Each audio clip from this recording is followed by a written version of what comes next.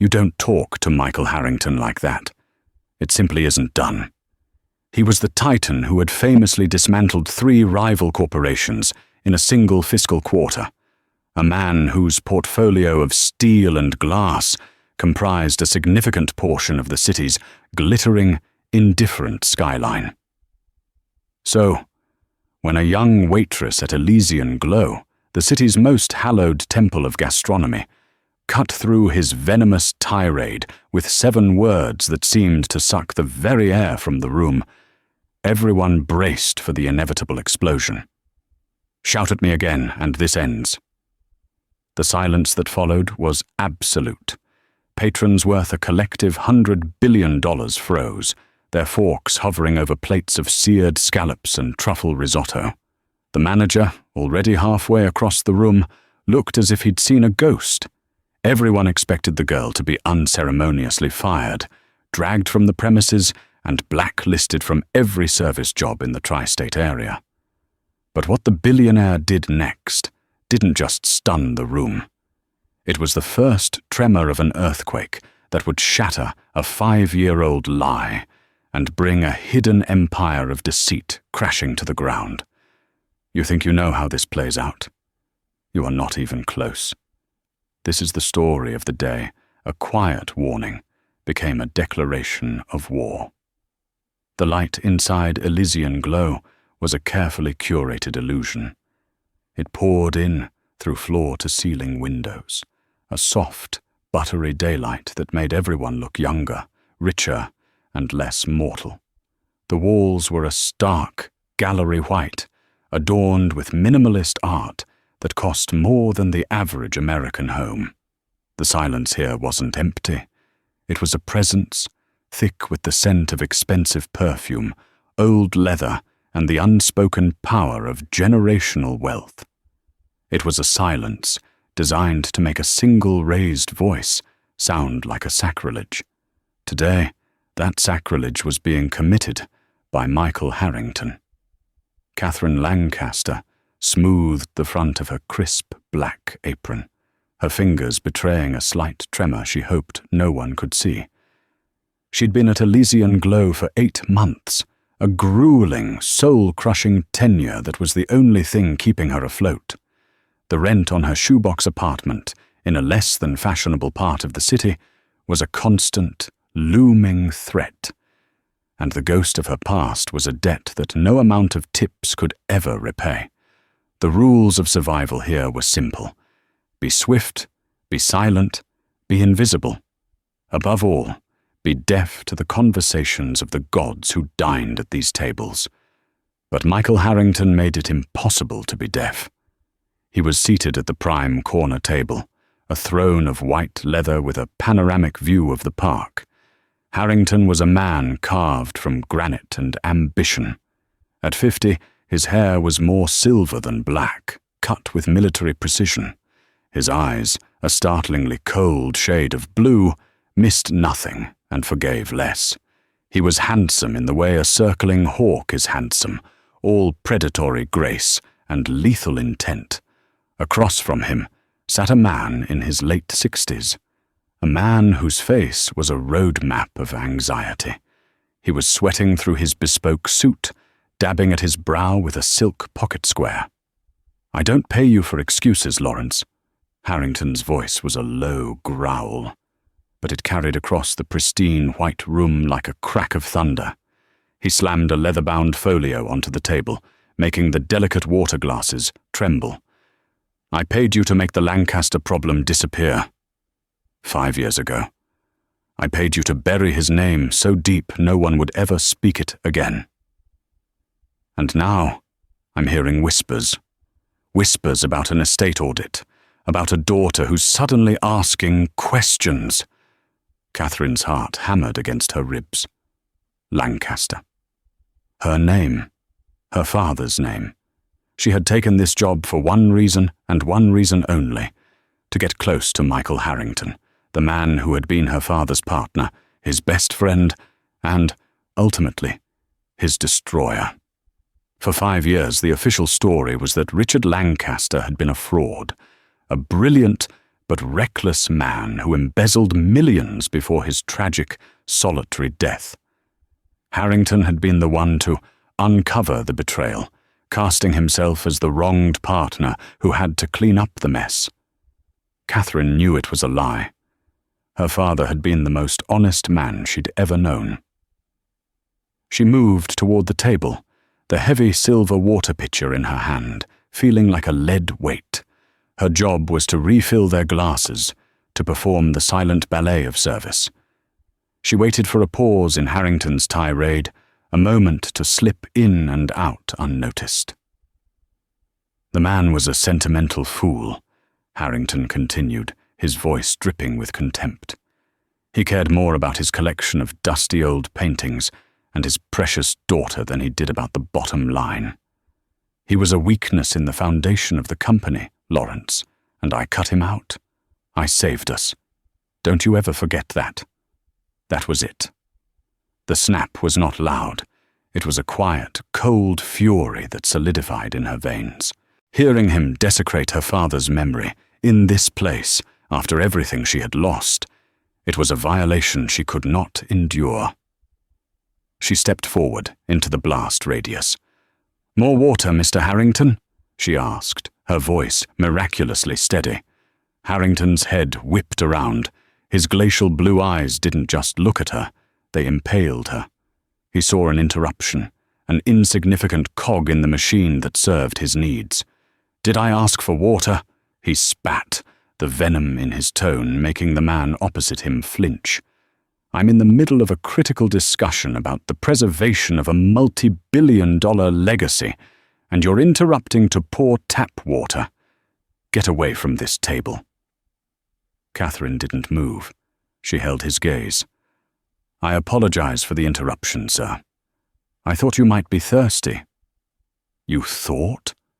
Harrington pushed his chair back, the sound screeching against the polished marble floor. He rose to his full, intimidating height. The entire restaurant fell into a profound hush. The gentle murmur of conversation ceased. The distant clink of cutlery vanished. "You are not paid to think. You are paid to be an automaton, a pair of hands that fills glasses and clears plates. You are scenery. You are nothing. Now get out of my sight before I have your manager physically remove you from my line of vision." The heat of humiliation washed over her, hot and suffocating. She saw Trevor Kane, the floor manager, scurrying toward them, his face ashen with terror. She saw the other patrons, the titans of industry, the political power brokers, averting their eyes with practiced indifference, all while drinking in the drama. She looked at Michael Harrington, at the sheer, unadulterated arrogance of a man who believed his wealth gave him the right to erase another human being's dignity. And in that moment, she wasn't Catherine the struggling waitress anymore. She was Richard Lancaster's daughter. She placed the silver water pitcher on the table.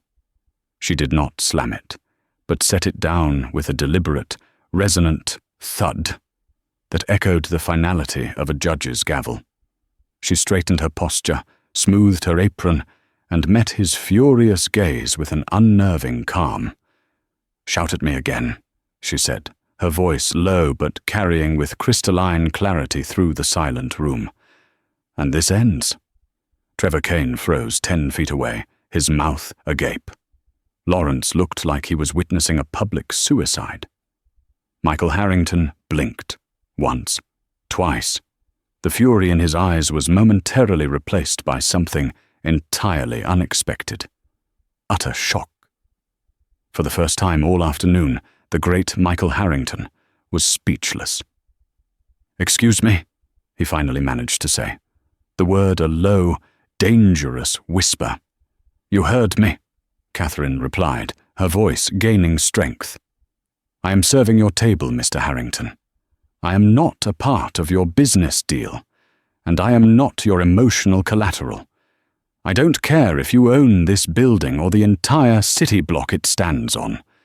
You will speak to me with a basic level of human decency, or you will find someone else to serve you."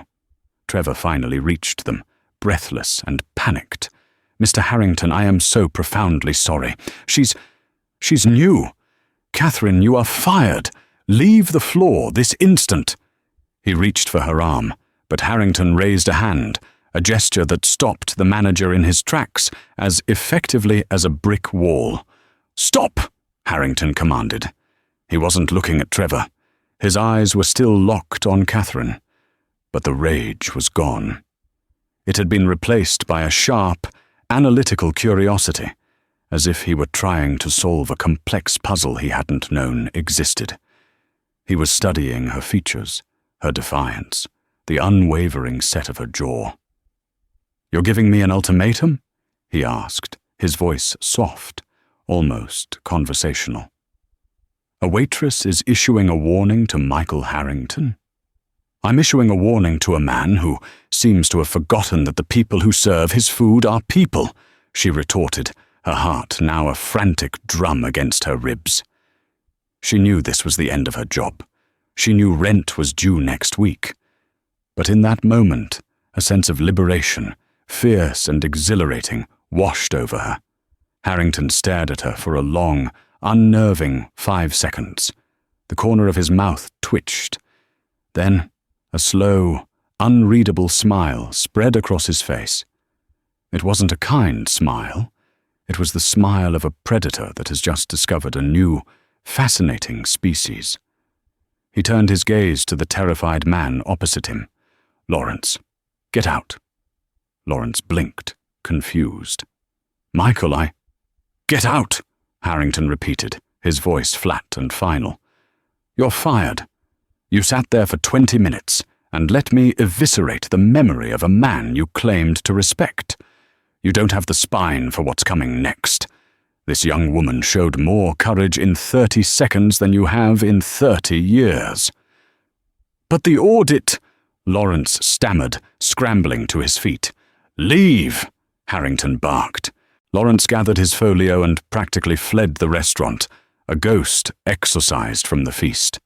Harrington turned his piercing blue eyes back to Catherine. He gestured to the now empty white leather seat across from him. "Sit down." "Sir," Trevor Kane squeaked, looking faint.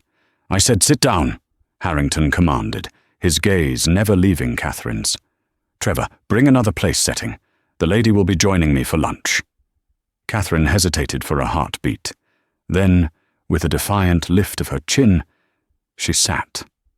The plush leather felt alien against the cheap fabric of her uniform.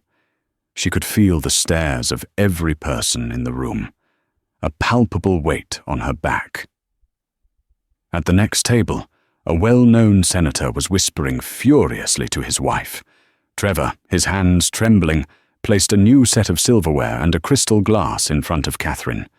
He shot her a look that was a mixture of terror and murderous rage before retreating to a safe distance. "They'll bring you a menu," Harrington said, settling back into his seat. "Order whatever you want." Catherine didn't look at the menu. "I'm on the clock, Mr. Harrington." Or I was. "You're not fired," he said simply. "I own a controlling interest in the hospitality group that owns this restaurant. Trevor Kane, on the other hand, will be seeking new employment by day's end. So, for now, you work for me. Who are you?" "My name is Catherine," she said, deliberately omitting her last name. "I'm just someone trying to pay my bills." "No," Harrington countered, leaning forward slightly. "Someone just trying to pay their bills apologizes and scurries away. They don't draw a line in the sand with me. You have the same fire I once saw in someone else, a reckless, stubborn fire that ultimately got him burned. You remind me of him." Catherine's blood ran cold. He couldn't know. Could he? "I don't know who you're talking about," she said, her voice tight. "Don't you?" He studied her again, a flicker of something, recognition, suspicion, in his eyes. "Tell me, Catherine, what do you know about art?" The question was so out of left field it momentarily disarmed her. Art? Yes. That painting. He gestured with his chin to a large, abstract canvas on the wall, a chaotic splash of reds and blacks. What do you think of it? This was a test. She didn't know the game, but she knew the rules were being written as they spoke. Her father had been a passionate art collector. He had dragged her to galleries and museums since she could walk, teaching her about brush strokes, provenance, and the subtle art of forgery. It was a language they had shared. I think, she said, choosing her words carefully, that it's a very competent imitation of a mid-period Rothko. The color blending is excellent, but the canvas weave is wrong for the era. It's synthetic linen, not Belgian, and the signature is just a little too perfect. It's a beautiful decoration, but it's not real. Harrington's eyebrows shot up. The unreadable smile returned, wider this time. Remarkable, he murmured. My own art consultant didn't spot that for 6 months. You have a good eye, Catherine, an eye for fakes. He leaned in, his voice dropping to a conspiratorial murmur. Which is exactly what I need right now. I don't understand. In approximately 20 minutes, he said, glancing at his wafer-thin Patek Philippe watch. I have a meeting with a man named Silas Vance. Have you heard of him? Catherine's breath caught in her throat. Silas Vance. The third partner. The one who had vanished from public life after her father's death, rumored to be living as a recluse. He was the ghost in the machine, the name whispered in the few articles she could find about the company's implosion. I've heard the name, she managed to say. Vance is coming here to finalize a deal that will either save my company or be the final nail in its coffin, Harrington explained. He holds the key to a portfolio of legacy assets I need to secure to fend off a hostile takeover. I am leveraged to the hilt, Catherine. For all my bluster, I am standing on the edge of a financial precipice. It was a stunning admission of vulnerability, a crack in the granite facade. And he was showing it to her, a waitress he'd met 10 minutes ago. Why are you telling me this? Because Lawrence, the man who just fled, was a sycophant. He would have told me what I wanted to hear. Silas Vance eats men like that for an appetizer. I need someone who isn't afraid of me. Someone who can look at a predator and see the lie in his eyes. He paused, his gaze intense. I need your eye for fakes. I want you to sit here, say nothing, and watch him. Watch his daughter. They will lie. Everyone lies. But there's always a tell, a flaw in the canvas. I need you to find it. And if I do, she asked, her mind racing. This was it. This was the opening she had dreamed of, a chance to get inside, to find the truth. If you help me successfully navigate this deal, I will write you a check for a sum that will ensure you never have to serve another glass of water again. He named a figure that made her head spin. It was enough to fund a private investigation, to hire the best lawyers, to clear her father's name. It was justice, gift-wrapped. And if I refuse, then I lose. You go back to your life, and Silas Vance wins. And trust me, he added, his voice turning grim, you do not want Silas Vance to win. No one does.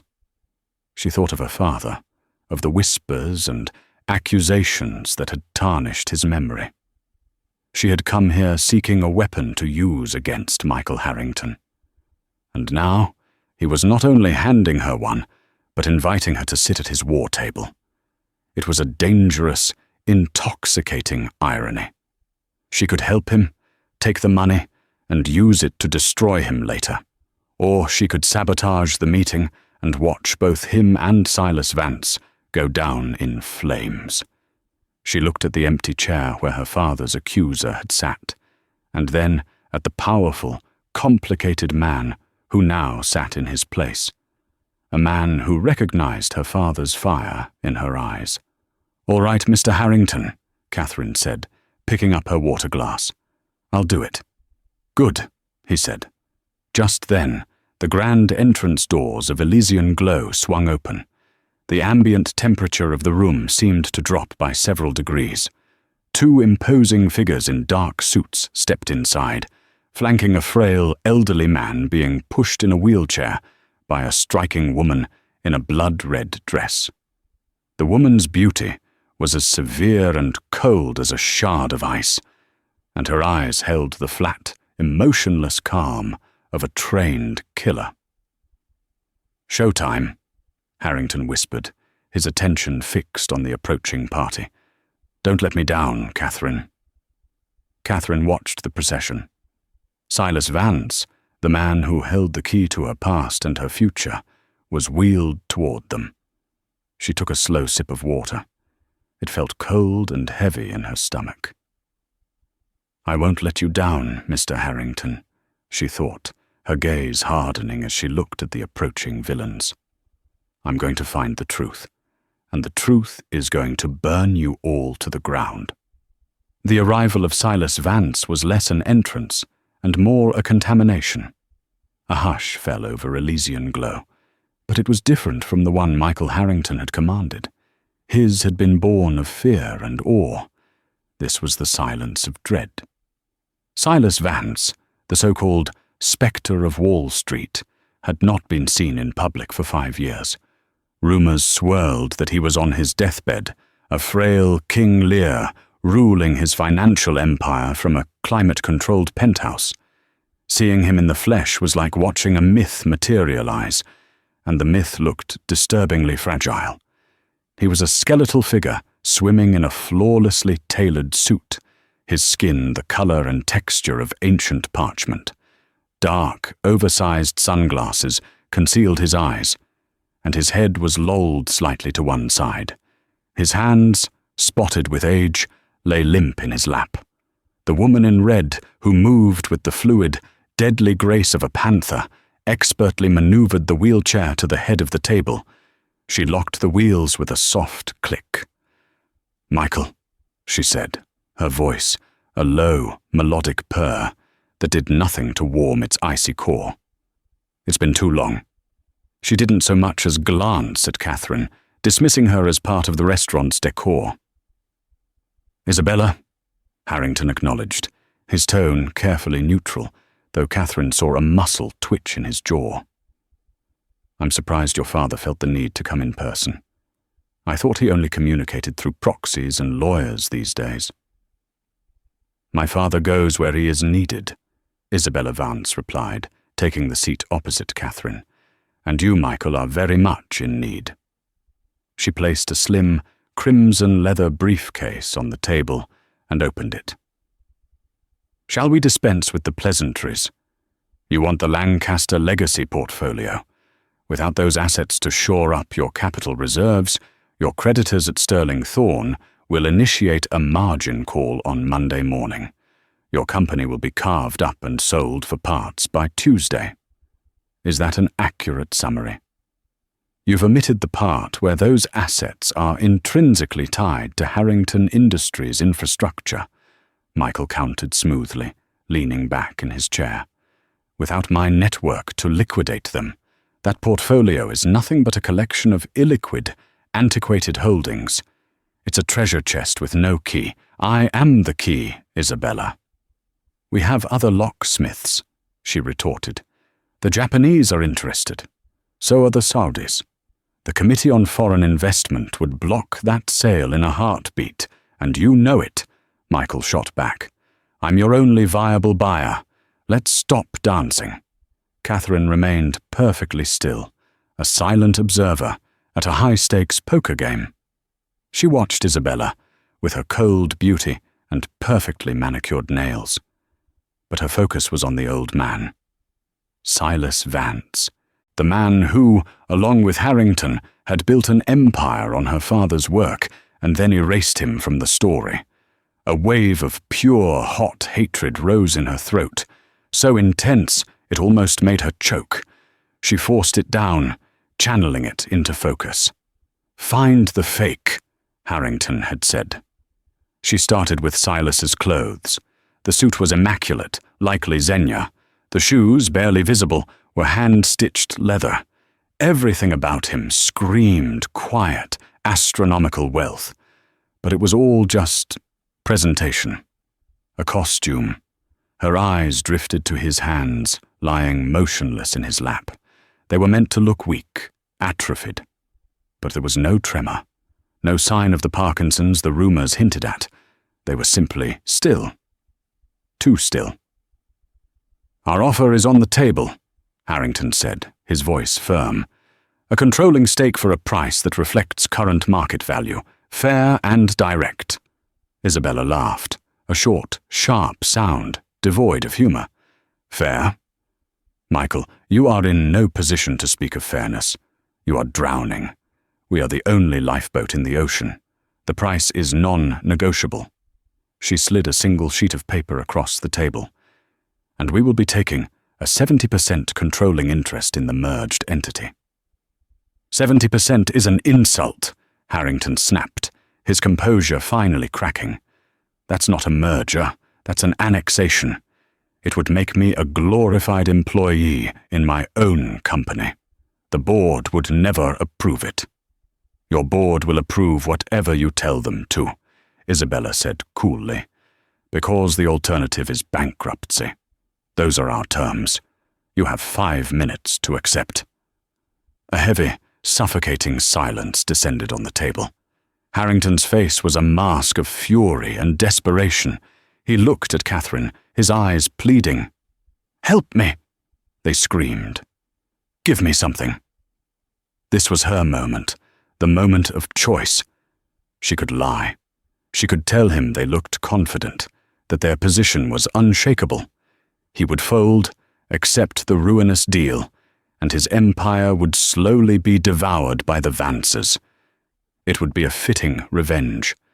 Her father's destroyer, destroyed. But as she looked at Silas Vance, the silent, decrepit puppet master, another feeling eclipsed her desire for revenge, a hunger for the truth. Silas was as much to blame as Harrington, perhaps more. Letting him win felt like a betrayal of her father's memory. She wouldn't let this charade continue. She scanned Silas again, her gaze sharpening, applying the same principles her father had taught her for spotting a forged painting. Look for the detail that doesn't belong, the artist's mistake. And then she saw it. It was almost invisible. On the lapel of Silas Vance's multi-$1,000 suit was a small, elegant pin. It appeared to be an antique, a small golden eagle from the Roman era, something a collector would prize. But as the light from the window caught it, Catherine noticed a minute detail. On the underside of the eagle's wing, there was a tiny, almost microscopic seam. It was the telltale sign of modern casting, not ancient hand tooling. It was a fake. A very, very good fake, but a fake nonetheless. It was a small thing, but it was everything. A man like Silas Vance, a man of immense wealth and supposed taste, would never knowingly wear a replica. Unless the entire persona was a replica. The frailty, the silence, the antique pin, it was all part of an elaborate performance designed to project an image of old-world legitimacy and unshakable power while hiding the cheap reality underneath. He wasn't a lion in winter. He was a fox playing dead. She leaned forward, pretending to read her menu. "Mr. Harrington?" she whispered, her voice barely audible. "His pin. On his lapel." "What about it?" he hissed back, not taking his eyes off Isabella. "It's a forgery," she murmured. "A very expensive one, designed to look like a museum piece, but it's fake. He's bluffing, Mr. Harrington. The whole act is a lie. They're posturing. They don't have other buyers. If they did, they wouldn't need this elaborate theater." Harrington's eyes darted to the pin, then back to Catherine's face. He was searching her expression, weighing the biggest gamble of his life on the word of a waitress he'd met less than an hour ago. He saw the certainty in her eyes, the conviction.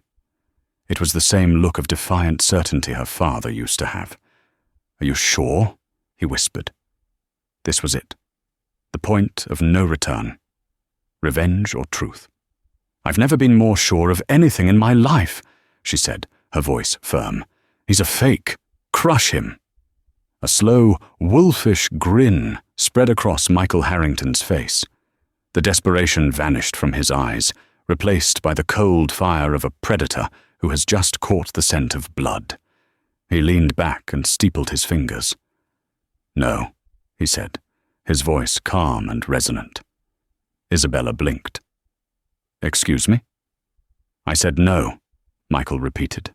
70% is ludicrous. Your terms are rejected." He picked up the sheet of paper and, with a theatrical slowness, tore it in half. "Here is my counteroffer. I will acquire the Lancaster portfolio for 30 cents on the dollar, and my stake in the new entity will be 75%. You will be a minority partner, and your father will have no seat on the board." Isabella's face, a mask of serene confidence moments before, contorted with shock and rage. "You're insane! We're leaving!" She made a move to stand, to grab the wheelchair. "Sit down." Michael's voice was like a whip crack. "Because if you walk out that door, my next call is to the SEC. I'm sure they'd be fascinated to learn about the shell corporation in Panama your father has been using to hide assets from his creditors. Yes, Isabella, I know all about it. My forensic accountants found it this morning. It seems your father isn't quite as clever as he pretends to be." Isabella froze, her hand hovering over the wheelchair. Her face went deathly pale. For the first time, a flicker of genuine fear appeared in her cold eyes. At the head of the table, Silas Vance's head lifted, just a fraction of an inch. The power dynamic in the room had not just shifted, it had been completely inverted. The lifeboat had been revealed as a sinking raft, and Michael Harrington was now the one holding the flare gun. "Now," Michael said, his voice dropping to a silky, dangerous tone. "Let's start this negotiation again. Shall we?" The ensuing hour was a brutal masterclass in corporate demolition. With Catherine as his silent oracle, Michael dismantled Isabella's position, piece by piece. Every time Isabella tried to bluff, every time she postured, Catherine would give a subtle signal, a slight shake of her head, a tap of her finger on her water glass. She read Isabella's micro-expressions, the slight flare of her nostrils when she lied, the way her hand strayed to her pearl necklace when she felt insecure. Harrington, armed with this secret knowledge, was relentless. He was a shark that had tasted blood, tearing apart their inflated valuations, exposing the weaknesses in their portfolio, and backing Isabella into a corner from which there was no escape.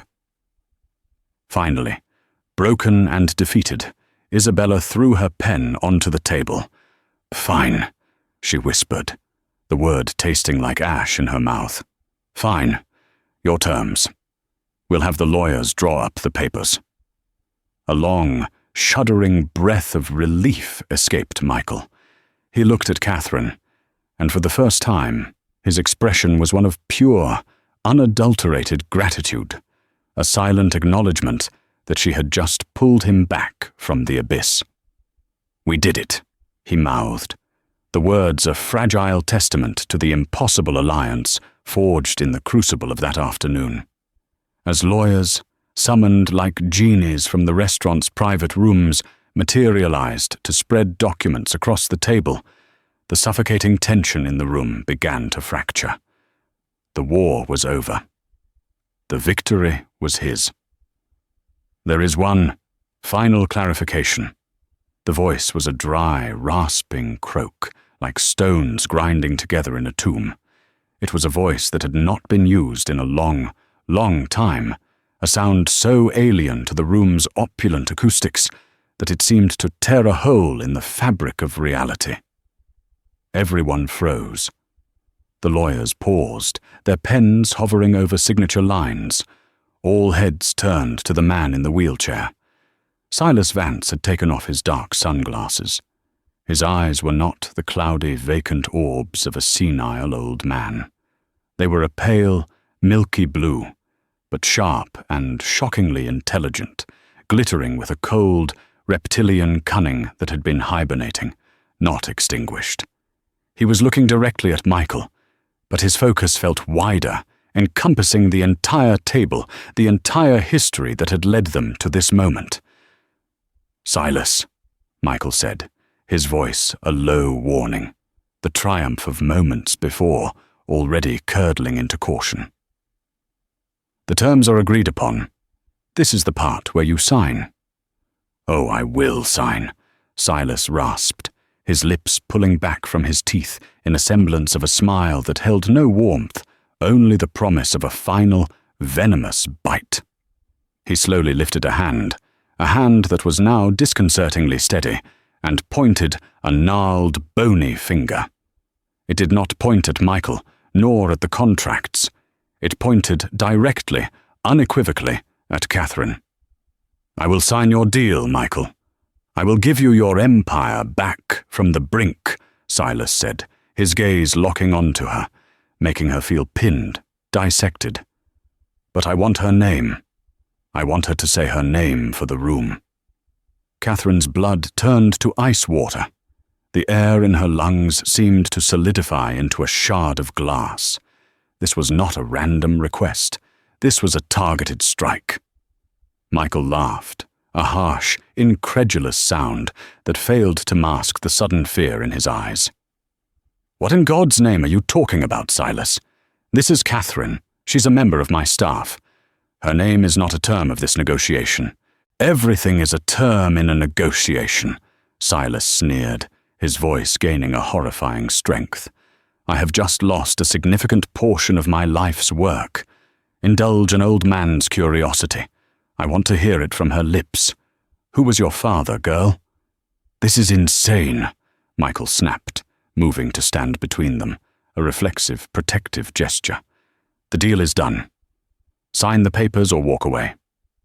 Silas Vance leaned forward, the motors of his chair whirring with a soft, predatory hum. The malevolent intelligence in his eyes intensified, and when he spoke, his whisper carried a chilling weight that seemed to crush the very air in the room. "You always were a sentimental fool when it came to him, weren't you, Michael?" Silas hissed, his gaze boring into Catherine, stripping away her waitress uniform, her assumed identity. 5 years of hiding. "You see the ghost of him in everyone, but you're blind. You've been sitting across from his flesh and blood for an hour and you haven't even seen it. Look at her eyes. Look at the way she holds her head when she's defied. Don't you recognize the eyes of Richard Lancaster?" The silence that descended was not just an absence of sound. It was a physical entity, a black hole that swallowed all light and air. The revelation hung in the space between them, a detonation in slow motion. The lawyers looked down at their papers, pretending to be invisible. Isabella's face was a mask of cold, triumphant understanding. She had known. She had known all along. He knows. The thought was a scream in Catherine's mind.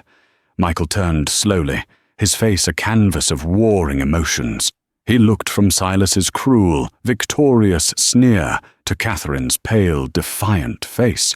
He saw it then, the stubborn set of her jaw, the intelligence in her gaze that could spot a fake canvas from across a room, the fire. The ghost he'd been chasing for 5 years was suddenly sitting before him in the flesh. Confusion, then dawning horror, then a profound, soul-deep agony washed over his features. "Her father," he whispered, the words catching in his throat. "What are you talking about? Richard's daughter. She..." The charade was over. There was no more hiding. Catherine pushed her chair back and stood, her legs feeling unsteady but her spine ramrod straight. She was no longer a waitress. She was no longer a victim. She was a legacy.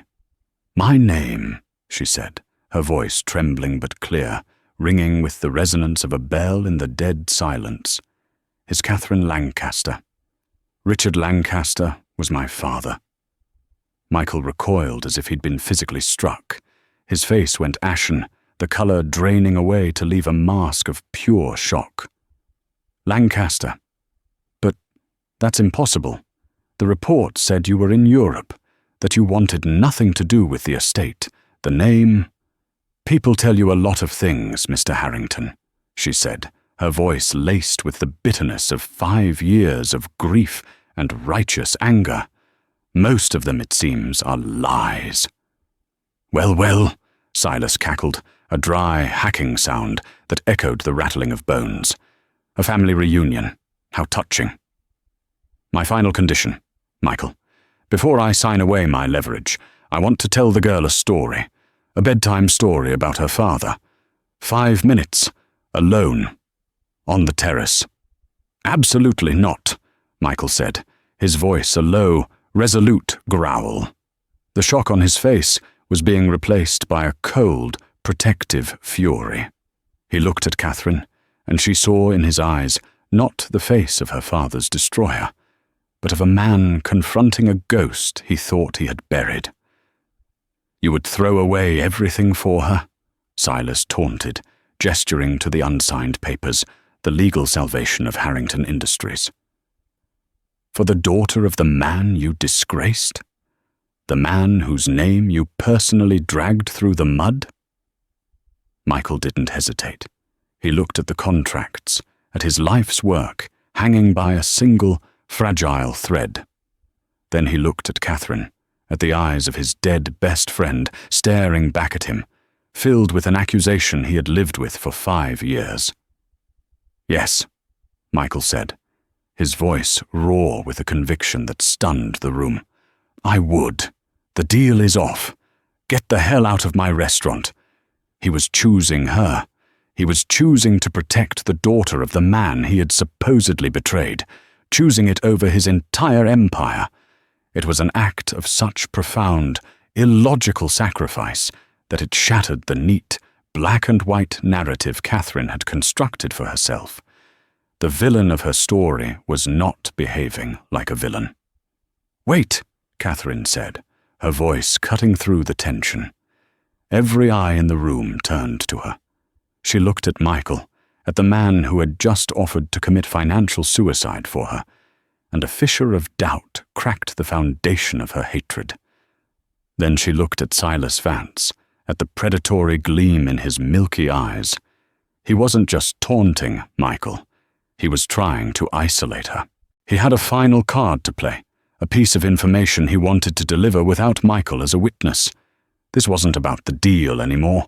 This was the endgame of a much older, darker story. "No," she said, her voice gaining strength. "Not on the terrace, and not alone." She walked around the table until she stood directly beside Michael, presenting a united front. "You want to tell me a story, Mr. Vance? You tell it right here. You tell it to both of us." A flicker of annoyance, of a plan thwarted, crossed Silas's face, but it was quickly replaced by that venomous smile. "As you wish," he rasped. "A larger audience for the final act. Perhaps it's more fitting." He gestured for Isabella to pour him a glass of water. He took a slow, deliberate sip, letting the tension build. "You have spent 5 years believing a lie, little Lancaster," Silas began, his eyes fixed on her. "You believe Michael here destroyed your father. It's a simple, satisfying story. Betrayal, greed, a corporate Brutus and his Caesar. But the truth is rarely so poetic." He paused again. "Your father wasn't an embezzler. He was a Boy Scout, a man of infuriating principles. He discovered something rotten at the core of our company, A network of shell corporations, offshore accounts, a pipeline for laundering money for some very unpleasant people. My pipeline. The air left Catherine's lungs. Michael stood rigid, his face a stone mask, but she saw his hands clench into fists at his sides. Richard, being Richard, was going to be a hero, Silas continued with a dismissive wave of his hand. He was going to go to the authorities, burn the whole thing to the ground, and us with it. I couldn't allow that. So I created a more palatable narrative. I framed him. The evidence was easy enough to fabricate. I made him a thief so I wouldn't be exposed as a monster. Tears blurred Catherine's vision. The hatred that had been her fuel, her companion, her reason for living for 5 years, was dissolving into smoke. It was all wrong. But Michael, she choked out, looking at the man beside her. You told everyone he was guilty. You confirmed the story. You destroyed his name. Ah, yes, Silas said with relish. Michael's great, tragic performance. You see, he never believed it. Not for a second. He knew Richard. He started his own secret investigation. He was hiring forensic accountants, private detectives. He was getting close, dangerously close. Not just to my financial crimes, but to the truth of what happened to your father. What? What happened to him? Catherine whispered, dreading the answer. He didn't take his own life, my dear, Silas said, his voice chillingly casual. Men like Richard Lancaster don't jump. They fight. I had the problem removed. A tragic accident during a late-night walk by the river. Very clean, but Michael wouldn't let it go. He was a dog with a bone. I realized he was a greater threat to me than the authorities. So I gave him a choice.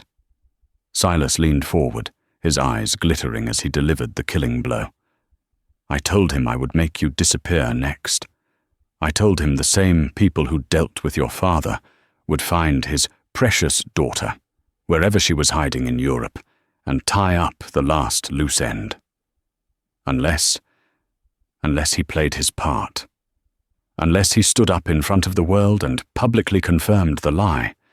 He had to become the villain of the story to draw all the attention, all the scrutiny, onto himself. He had to bury Richard's name so deep that no one, especially not you, would ever be tempted to dig for the real, dangerous truth. For 5 years, he has worn this mask of the ruthless bastard.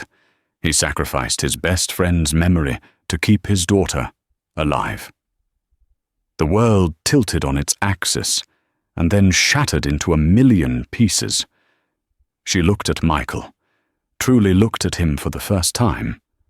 She saw the lines of exhaustion around his eyes, the profound grief he had carried in secret, the unbearable weight of the lie. He wasn't her enemy. He was her silent, unwitting protector. A prisoner in a cage built of her own safety. Why? She breathed, the word a painful gasp directed at Silas. Why tell me this now? Silas Vance's smile widened, becoming something truly evil. Because the story isn't over. There's one more secret. He looked at Michael, his eyes gleaming with final, absolute malice. Michael's great sin wasn't his lie. It was his hesitation. You see, he knew about my little side business weeks before your father ever found out. He discovered a discrepancy and confronted me. He thought he could handle me himself, quietly, without a scandal. He wanted to protect the company, to save me from myself. He gave me a week to clean it up. It was in that week that your father stumbled onto the same trail.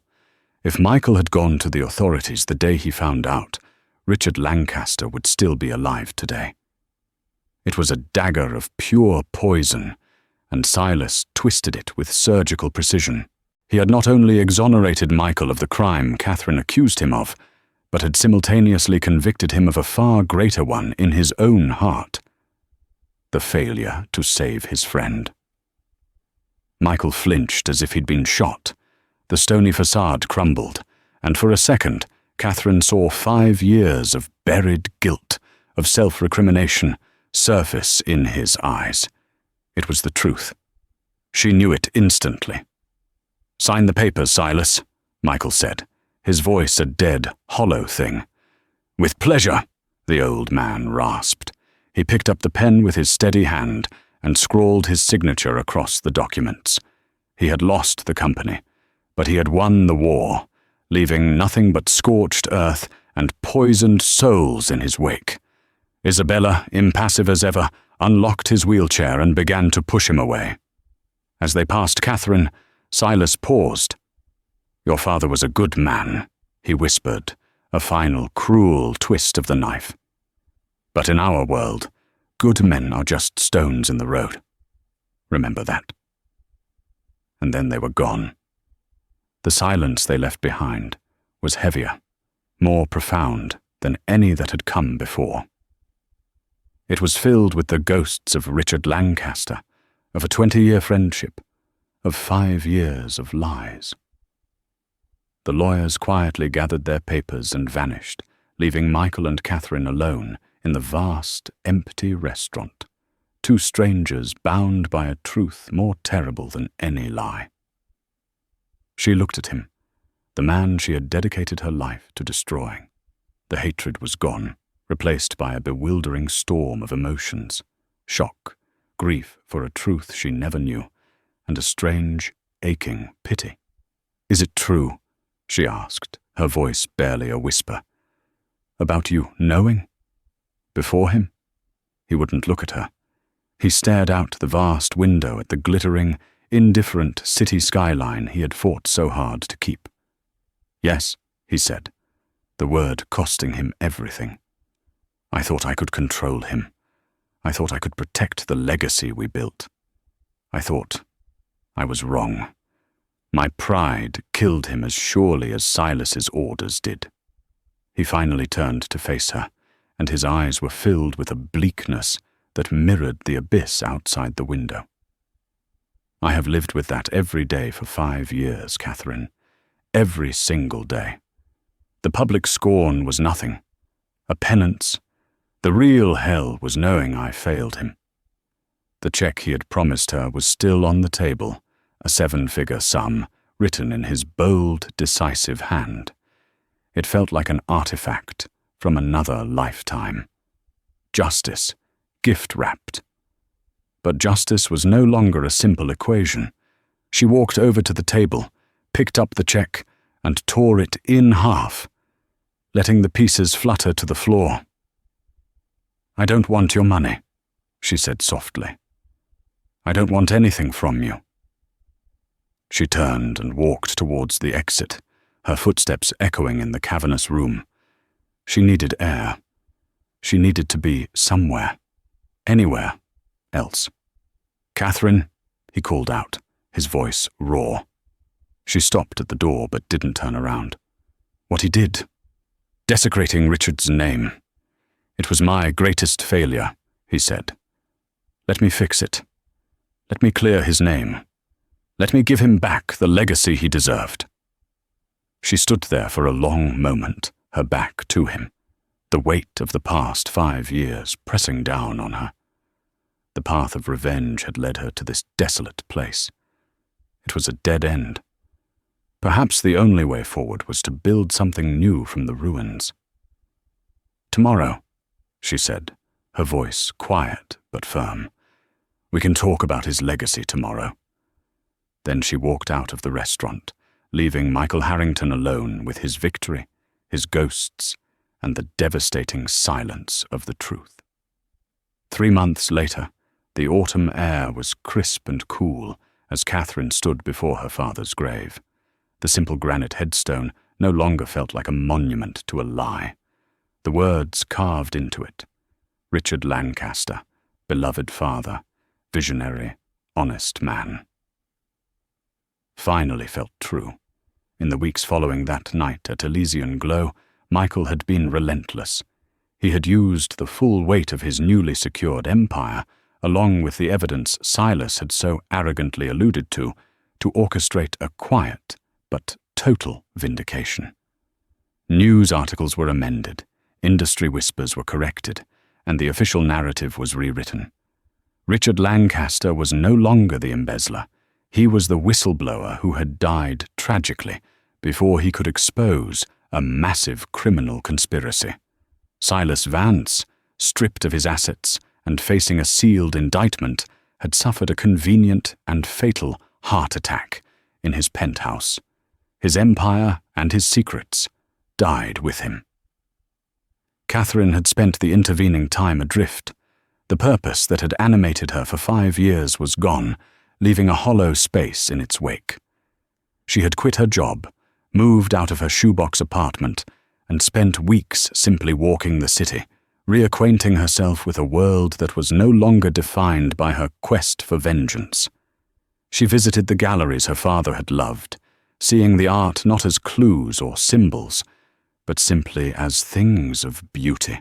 She was grieving, she realized for the first time, grieving not just for her father, but for the years she had lost to a righteous hatred that had been aimed at the wrong man. She heard footsteps on the gravel path behind her, and didn't need to turn to know who it was. He had given her space, communicating only through his lawyers as the legal machinery did its work. "I wasn't sure you'd want to see me," Michael said, his voice softer than she remembered. He stopped a respectful distance away, holding a small bouquet of white lilies. "His name is Clear," she said, not looking at him. "You did what you promised." "It's the least I could do," he replied. "It's a debt I can never fully repay." They stood in silence for a long time, the quiet companionship of two people who had survived the same shipwreck. "I've been thinking about what comes next," she said finally, turning to face him. He looked different. The hard, predatory edge was gone, replaced by a quiet weariness. He looked older, but more human. "The money from the Vance liquidation, my father's share of the estate. It's more than I could ever need." "It's yours," he said. "It's what he wanted you to have." "He didn't care about money," she countered, a faint smile touching her lips. "He cared about art, about finding beauty and preserving it." She looked him in the eye. "I'm starting a foundation in his name, the Lancaster Foundation for Art, Provenance and Restoration. It will fund research, provide grants to museums, and train experts to spot forgeries, to find the truth hidden in the canvas." A look of profound, sorrowful pride washed over Michael's face. "He would have loved that," he whispered. "That is the perfect legacy for him." "I need a founding board member," Catherine said, her gaze steady. "Someone with business acumen, someone who understands the value of a genuine article and the cost of a fake." Michael stared at her, understanding dawning in his eyes. It wasn't forgiveness. It was too soon for that. Perhaps it would always be too soon. But it was something more meaningful. It was a purpose, a way to build, not just to atone, a path forward, together.